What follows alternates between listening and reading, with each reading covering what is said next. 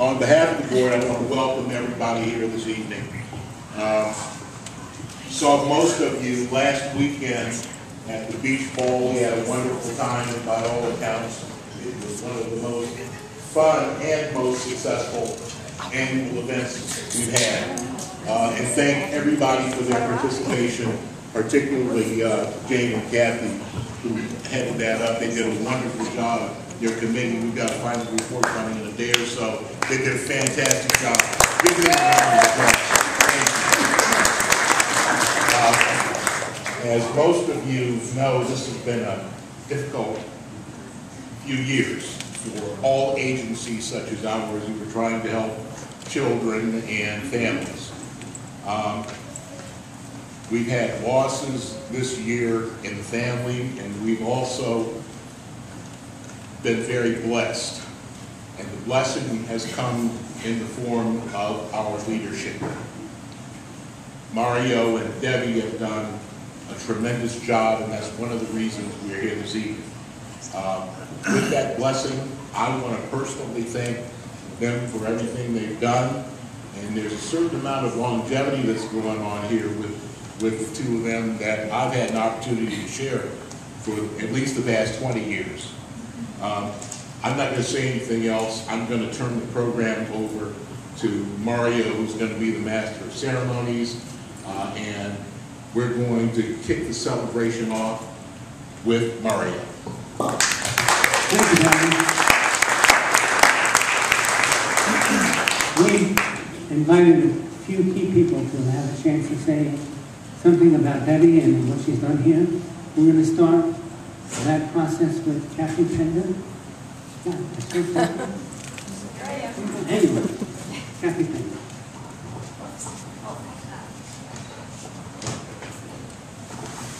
Does this thing work? Is it working? Yeah. Yes. Yeah, okay. First of all, I'm so glad everybody's here to celebrate Deb's 20 years at Beach Brook. And I've had the privilege of working with Deb as a board member for these 20 years. And it's remarkable that she has done what she's done here, and I certainly admire her as a colleague, a leader, and as a friend. But as a friend and as a colleague, I have some things to give to Deb. And going from the theme of the beach ball, which was May 13th, Friday the 13th, which was a magical evening, I'm going to give Deb you a few things, because Deb has truly created magic at Beach Brook. So we wanted to continue that. So first of all, the first item I have, reach in my bag. My magic bag is a dream catcher. Oh.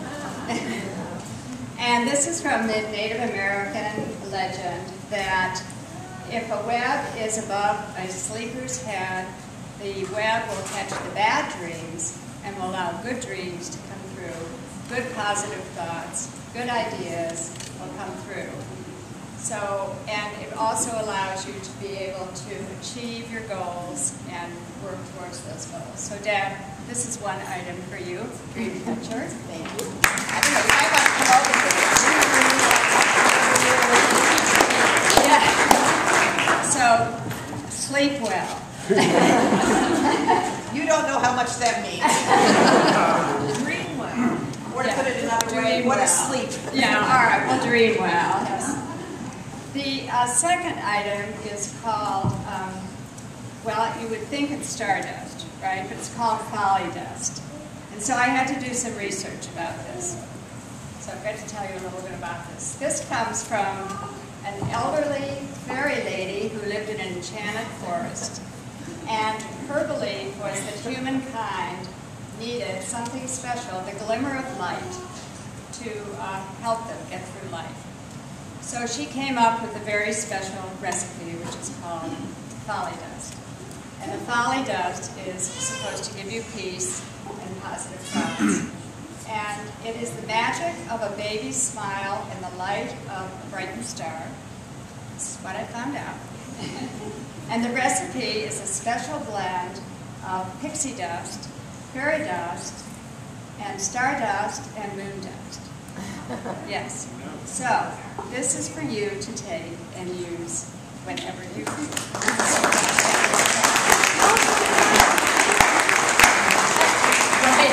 We all need it these days, don't we? Yeah.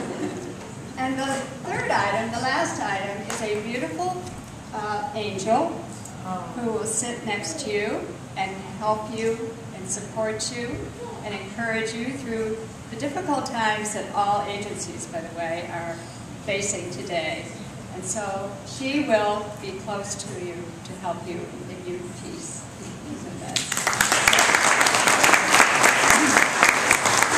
And Deb, I want to thank you for your leadership. It has been amazing what you've done through the years, and never wavering in times of real stress and the challenges that are today. So I am very proud to be a board member, working with you, and to be a friend. So thank you.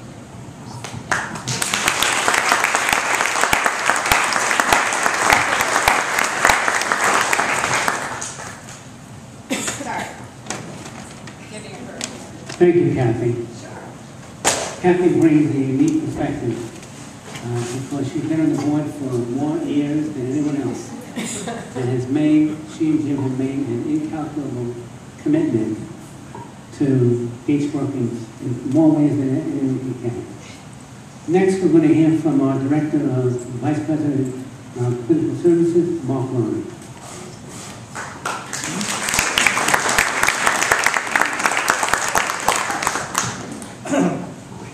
I feel very, very fortunate to have this opportunity to really congratulate Debbie for 20 remarkable years working very closely with Mario to lead Beachbrook. And what I would say is, having been here even before they were here, Beachbrook has always been, in many, many ways, a very, very special place. But I do think the last 20 years or so have been halcyon years, and it's largely due to the talent of both Mario and Debbie.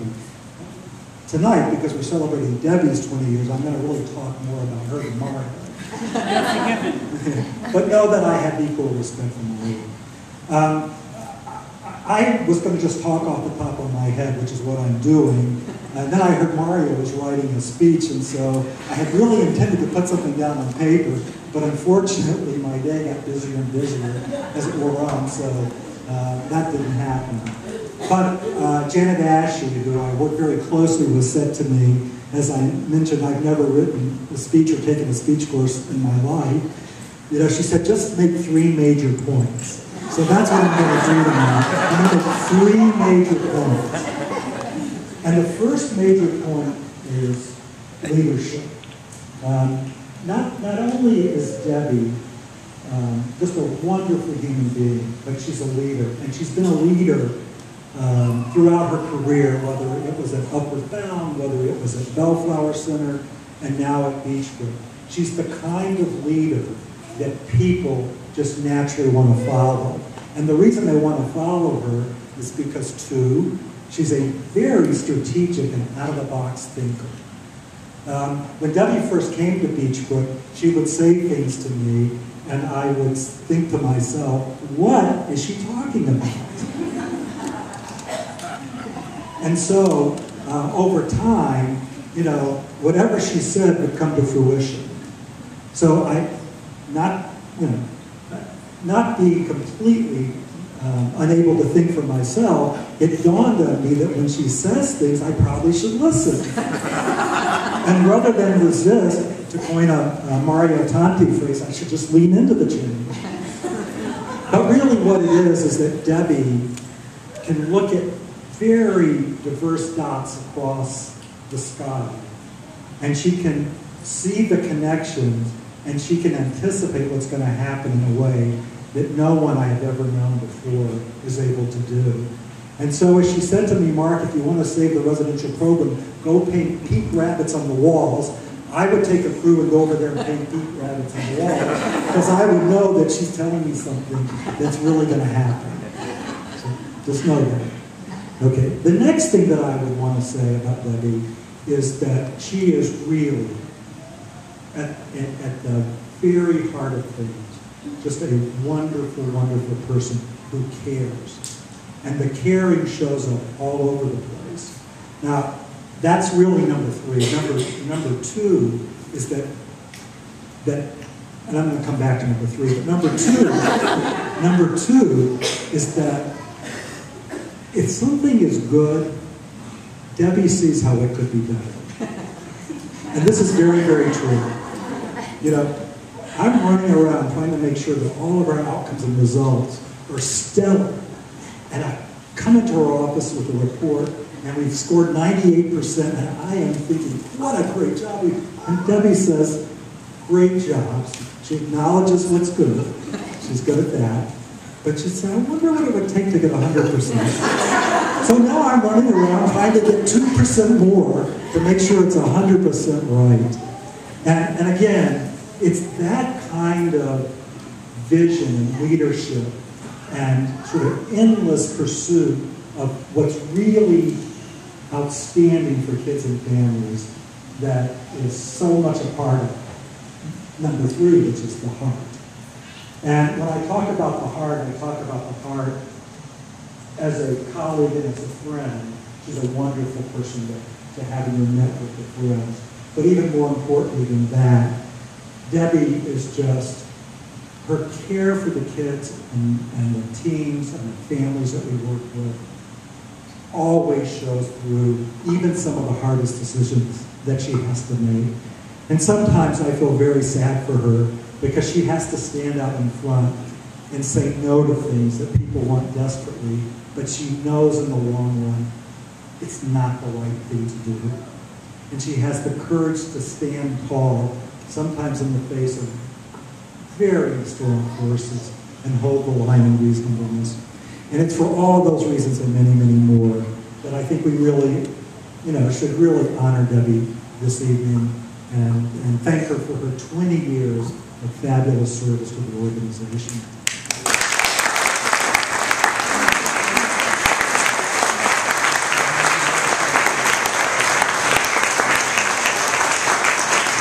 Thank you, Mark. One of the reasons that we have been so successful in this past 20 years is because of the quality board that we've had over these past years. We've met Kathy Pender, who is the past board president, among other things. I now would like to introduce Mark Singer, who is the board president once removed. There's a better word than that. Past chairman. Past chairman.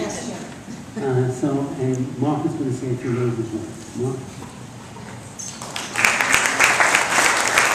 Thank you, Mario. Mark Rohner gave the perspective of a colleague. I'm going to give the perspective of a board member. I've worked with Deb now for 10 years that I've been here. Obviously, she's been at the helm 20 years. So I'd like to give some of my observations. As Mark indicated, Debra Rex is a combination of head and heart. So let me dissect it for a minute. The head. Deb is smart. Everyone that knows her knows that. Deb is capable of juggling multiple projects without dropping any of them. She's able to make difficult decisions without undue equivocation, but also without undue haste. She is data-driven. If there's one thing that we all know about her, data. She's keenly aware of politics without being a slave to it. She's demanding. Some would say perfectionistic. But all would say she's most demanding of herself. She's also very proficient at team building and at teamwork. The heart. Deb has a personal mission to help children, and this mission is close to the core of her being. When you're with her, It's palpable. You can truly feel it. She appreciates the human condition on a feeling level, past words, past platitudes. She cares about Beachbrook. Actually, cares is too tame a word. Deb has deep feelings about Beachbrook and about advancing Beachbrook's mission to help children and families. It's been my pleasure and an inspiration to me to have worked with Debra Rex over the past decade. My membership on the Beachbrook board is a continued source of pride because I know that the mission to provide high-quality services to vulnerable children and families is under her watchful eyes, and Mario's as well. In this respect, I'm sure I sleep better at night than she does. But now I have the dream catcher. This is going to help. And the molly dust. Unfortunately for Deb, her rewards are not without burden. And we know that. I'd like to end by sharing my personal allegory of life, one that I use as my lens in constructing and understanding the world. It's a pretty simple lens. I imagine life as a giant tug of war with two major forces on each side of the rope. On one side are individuals who are self-absorbed, self-serving, and continually want more for themselves. On the other side are individuals who are other-oriented and seek to want to make life better for all, not just for themselves. The givers versus the takers. Deb occupies a very special position on this rope. She's an anchor. She has pulled in this position for decades and made a huge difference. She's our anchor too. Thank you, Deb.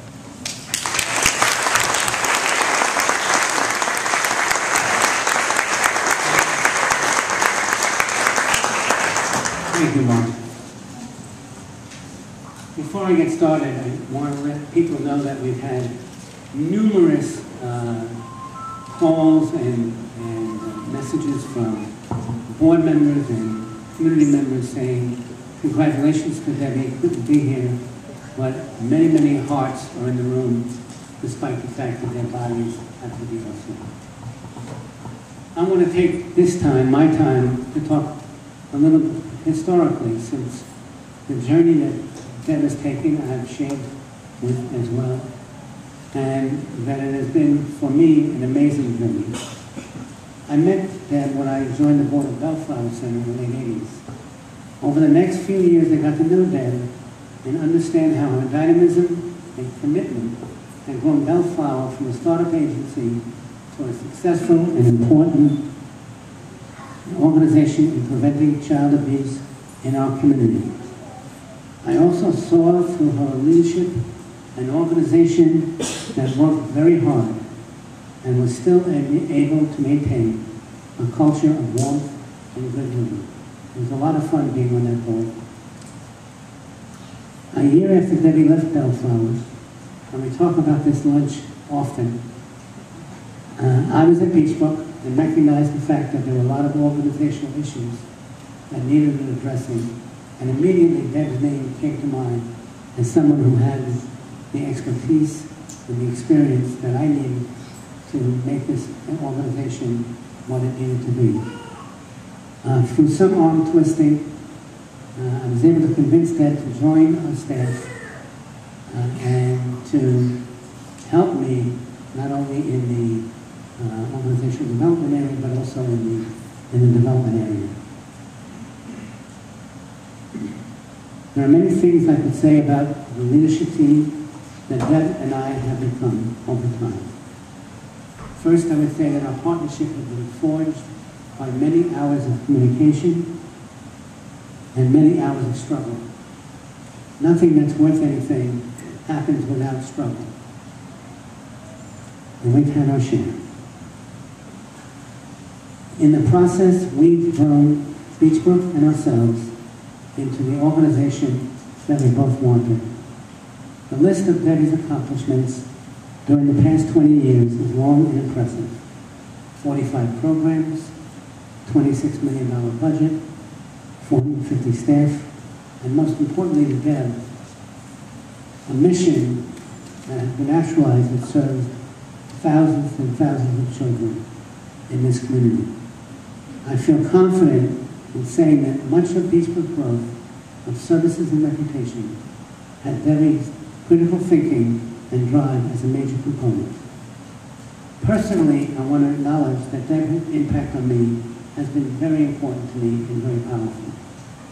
Through the years and the many challenges, Deb's example of commitment to our mission, skill in managing difficult situations, has taught me not only the value of critical thinking, solid planning, and implementation, but more important to me, she has allowed me to experience the deep satisfaction of making a commitment to a mission and to do the work that is required to make an organization a success. Thank you, Deb, for these lessons and for the gentle and sometimes not so gentle pushes to make me a partner worthy of your tireless efforts to be part of the exceptional organization that Beachbrook has become. Thank you.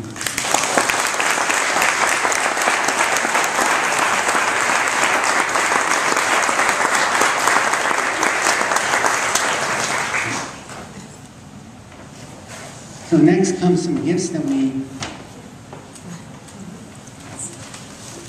the staff have come together. We'll give you these flowers.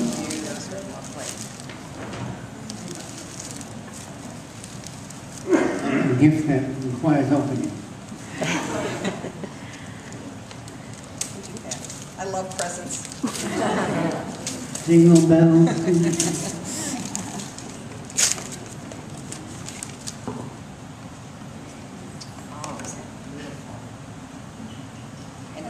But I can't read it.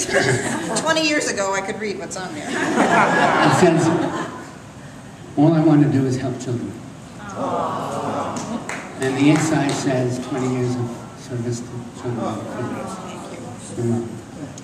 And now I turn the microphone over to Debbie, and I'm very interested to hear what she has to say.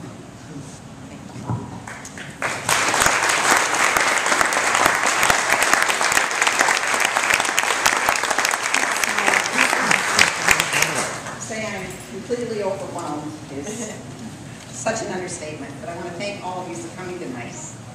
It's pretty overwhelming to have so many folks from so many different parts of my life gathered here together to celebrate this occasion, and I'm grateful to every one of you for being here. In this day and age, and you're going to have to humor me, you know I talk. In this day and age, 20 years in leadership in any one place is kind of unusual, and it's a very long time. 20 years is a very long time.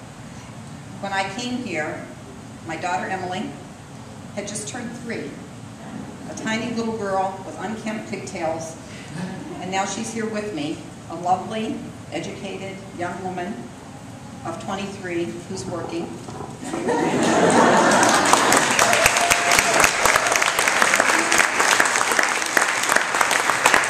my son Dan, who was almost 9, playing Little League, and very much a little boy. And now he's here with me at 29, an accomplished professional, firmly planted in his adult life. Dan.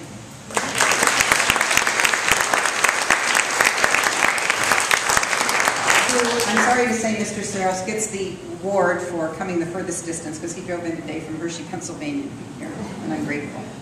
And my husband, George, and I will also have You know, I ask myself frequently why I've stayed here for such an extended time. After all, as you've heard, it's very demanding and very stressful. The hours are long, the problems are many and growing, and there's so many other things I'm interested in and that I could do if I weren't here all the time. But the answers aren't hard to find, and many of them are in this room with me. I work with a wonderful team of people. From my senior management group, Paula Atwood, Mike Burke, Mark Groner, Nancy Pepler, Tom Royer, Jean Solomon. They are some of the most wonderful, dedicated professionals you could ever have the privilege to meet. They keep growing and developing, and they, as well as others who work close to me, Nancy Martin, Nancy Portmeyer, Terry Manns, Marcia Konopinski, and Nikki Rutger, among many others, have helped me grow. Each one of them is talented and committed in their own areas, but they're also great team players. And collectively, we all do more than any of us could do separately. I've stayed this long because of our board of directors. Most people would say, I didn't stay because of my board of directors. But Mario and I have been simply blessed to have for these many, many years a terrific group of volunteers who govern this organization with a passion for the mission and a desire to make a real difference for kids. This is a board that supports its executives and provides guidance and wisdom along with traditional governance tasks. Their trust in me and support of me has encouraged me through many tough times. Our organizational leaders that I haven't named so far, many of whom are here, I'm not going to get you all, but Kim and Chris and Linda and Brady and Kate and so many others are here. They have been a game group to come along for a pretty wild adventure as we have strategically grown this organization from a small quality residential center with a small community presence into a diverse, thriving organization that it is today, serving 21,000 children last year. They've had to help us remake systems, increase accountability, and serve tougher and tougher kids. And it's been a pleasure to watch them grow and develop too. Our funders and customers. In this 20 years, we have been honored to receive gifts from so many foundations and corporations that support our vision and our innovation that we've tried to create in the last 20 years. People like Key Bank and the Kevin and Eleanor Smith Foundation. Customers like John Saros from Summit County, Mickey from the Department of Children and Family Services, and others of you who keep us on our toes, who push us. Mary Ann Riley. When I say push us and I say Mary Ann Riley, there's a reason for that. Where's Mary Ann? Who demand from us the best for kids and give us guidance into what that means for them and helps us as we pool the collective wisdom of our customers. It really helps us get better outcomes for kids, and that's what we want here. We want impact. We want to make a difference. Our colleagues keep me here. We're living in a time of more intense competition in the nonprofit world than ever before, and that makes maintaining personally supportive professional relationships more difficult. But in the middle of that, I've been fortunate enough to maintain steady, mutually supportive, and respectful relationships with people I respect so much. People like Frank and Claudia from PEP, Deb Cowan from Belfair, Judy Peters from Wessam, Mike Rattoni from New Directions, Tom Wall from Strategic Change Initiative, Mary Ann Riley, as I already mentioned, and John Saros. Just great people, among others, who have opened up my eyes, challenged my thinking, shared sadness about some of the things that are happening to kids in our society, collaborated, and problem solved. You're just great. And finally, one thing that's kept me here are my family and friends. You know who you are, and if I name you, I will cry. You've lived the opera of the last 20 years with me. The highs and the lows, the drama, the fatigue and the discouragement, the joys, the accomplishments. And you've supported me and you've encouraged me through although sometimes your encouragement has been, get the hell out of there. What are you doing? And you've encouraged me in spite of the fact that so many times I've been missing in action from coffee dates and nights out and the other things that normal friends do. Finally, my work partner Mario, who has mentored me, supported me, empowered me, helped me grow, focused on my strengths, and often compensated for my weaknesses. I'm grateful beyond words, Mario, for the opportunities that you've given me and for the enduring kindness and optimism that you've brought to bear at just the right time, so many times. So those are many of the reasons that I've stayed and reasons I've been successful to whatever extent I've been. But the biggest reason I've stayed is this, the work itself. helping vulnerable children and families. My passion for our mission has its roots in my childhood with Russell Hale, a little boy who came to play with my younger brothers. His clothes were tattered, his hair was shaggy with no haircut, and he wasn't very clean most of the time. My dad, and any of you who knew him, knew he was not the gentlest man you'd ever meet, nor the most accepting. Quickly sized up Russell's situation. A child living with too many siblings, in substandard housing, in abject poverty, with a battered mother and an alcoholic father. My dad took Russell under his wing, and in a way that always affirmed his dignity, he fed him, he got better clothes for him, better clothes for his siblings. And I remember one Christmas, our family buying Christmas gifts, wrapping them and taking them to his family and leaving them anonymously, so they had a nice Christmas. And after Russell Hale, it was Johnny Taylor, a kid on my dad's baseball team who had bad behaviors, but my dad quickly realized it was because he was being raised by an overwhelmed single mom who didn't have much money. So it was my dad's compassion and caring that started me on this path. The compassion was driven by my dad's story, my dad's story, of being an orphan at 10 and separated from his two older sisters, who he didn't see again until he was 50 years old, and left with kin who mistreated him and set him on his own at age 12. So I have a deep and abiding understanding and passion for this work. And the needs of the children in our community in the last 20 years have grown, not diminished. Cleveland ranks really low on the national indicators of child well-being. We are year by year either number 1 or number 2 on the cities with the most poverty in the United States. We go back and forth with Detroit. Children aren't faring well here. But through Beechbrook's hard work and the support of so many, we've been able to grow from serving under 1,000 kids a year to over 20,000 kids a year. And every story I hear from our staff about a child that they're working with touches my heart and motivates me even more. It seems almost odd that we're here celebrating my longevity here, because this is not a very celebratory time for those of us in this field. Even as the needs of children are rising in our community and throughout the state, the resources are diminishing. Mental health funding in this state has diminished 76% over the last 10 years. 76%. And it is again, this year, being targeted disproportionately in the state budget. There's a big problem. Kids don't have political connections. Kids don't vote. Kids' organizations, like Beechbrook, can't afford to hire hours and hours of expensive lobbyists to influence legislators. And kids are being left behind. Sometimes it is really hard not to be utterly distressed, and sometimes it's hard not to give up. And I know I speak for many people in this room.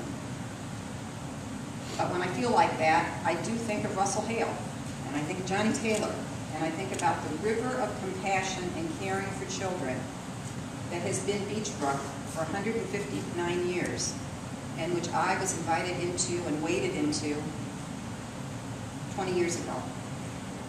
And I get up, and I get going, and I keep an eye on the prize, a better world for each and every child and family that we are privileged to serve every single day. And that's why I'm still here, humbly being honored for the work done by so many other people. So thanks for coming, and I just ask you, wherever and whenever you can, please join us in standing up for children and families. We need every one of you to serve these communities.